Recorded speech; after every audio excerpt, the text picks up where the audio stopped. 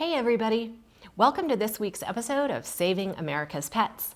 I'm Holly Sizemore, Chief Mission Officer for Best Friends Animal Society, and this is BG, my co-host, who always reminds our audience to hit like and subscribe. How would you feel if you knew that tens of thousands of cats and dogs were losing their lives in your local shelter? In today's episode, we're featuring Palm Valley Animal Society, a shelter located in the Rio Grande Valley of southern Texas, where that dire situation used to be their reality. Used to be.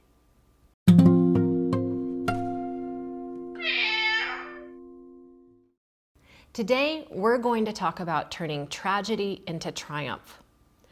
Best Friends was thrilled to meet our friends at Palm Valley Animal Society a couple of years ago when we found out that they had really been left behind in the animal welfare movement, and that sadly tens of thousands of cats and dogs were still losing their lives in their local shelter.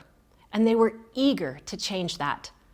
So we got side by side in with them, and we've been partnering ever since.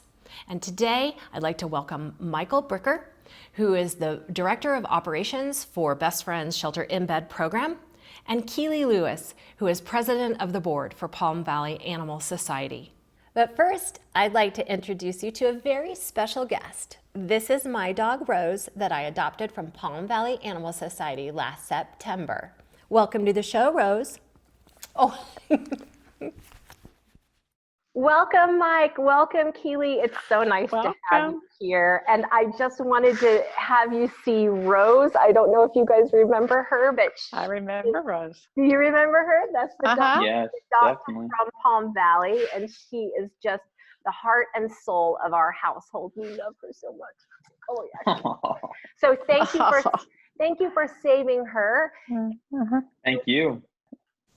Palm Valley Animal Society for 2 years running has seen the most life-saving progress of any shelter in the country. Wow. Keely, what are the key drivers to that success?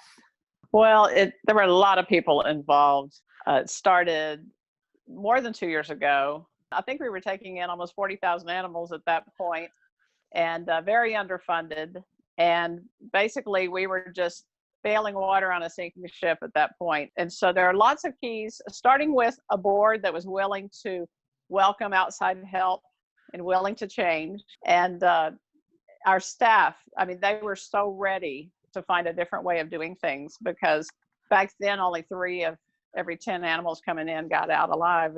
And once Best Friends discovered us and came, not only they came to our rescue in so many ways. They put boots on the ground and helped us find funding. Of course, Maddie's fund and Petco Foundation got involved. And all of a sudden, we had major players helping us. Among other things, he had to talk the board into finding live outcomes for pit bulls, and talk the board into opening up for the community cat program, which needed to happen because I think we were getting 1 out of 10 cats out. And of course, now it's so much better for the cats. Mike, you were such a big part of this transformation. And I know when I first came down to visit, I got to hear the story of you addressing the board of directors at that time to change the pit bull policy, which beforehand, dogs like Rose here didn't have a live outcome opportunity.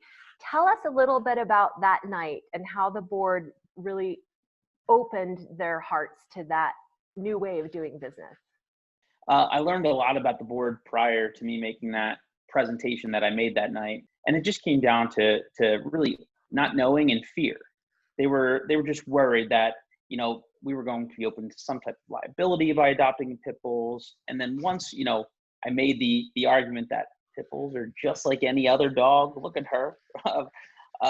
It was really easy. We brought a beautiful pitty when I made the presentation to the board and paraded her all around. We need to adopt these guys out. Do you really, if we don't make this decision, dogs like this one that won't make it out. So presented with the facts, they were great, and they overturned it right away. That is fantastic. Keely, this year you changed your mission statement Our mission is to offer to a life-saving care, comfort, and compassion to animals in need by engaging the hearts, hands, and minds of our community. And I know the community had to be in there because it's so crucial that the community be behind us in this effort, not only to get to no kill, which we've now done, but to stay there. What specifically has the community done in the last 2 years to help you guys succeed? Foster is a huge part, but honestly, Holly, anytime we ask the community for help now, they come out in droves. So if we need, a new washer and dryer, they're donating it. If we need blankets, they're coming right away. If we need dog or cat food, they're bringing it. If we need volunteers to help us with a transport, we're super transparent. We put everything out there so that the community really knows our story. They're embracing it and they want to be part of the change. Mike, you talk about transparency, that you made the decision to be completely transparent with the public. How did that go? To be honest, Holly, I wasn't worried at all. So we wanted to really tell them what our true problems were and encourage them to help us. And it was the best decision we made because they've helped us every time, we ask now. So the first big change in transparency we made was the week leading up to Clear the Shelters in 2018. We made every animal on property available in Pet Point, which made them just be uploaded to our website. And it was amazing. We did over 400 adoptions in one day. Wow. For Clear the Shelters 2018. It was crazy. That is fantastic. And speaking of a record like 400 animals adopted, I hear you've been breaking all sorts of records there, Mike. Tell us more about that. It's really cool. In the month of May, we had a 94% save rate, Woohoo! Which is just, it's ridiculous. So far this year, we're over 90%. Every time we make one of those announcements to the staff and just seeing everybody's faces and talking to them about did you think we'd be here, and especially this quick? And everybody's just blown away. It's more than 9 out of the 10 animals coming in are getting out. That's tens of thousands more animals a year.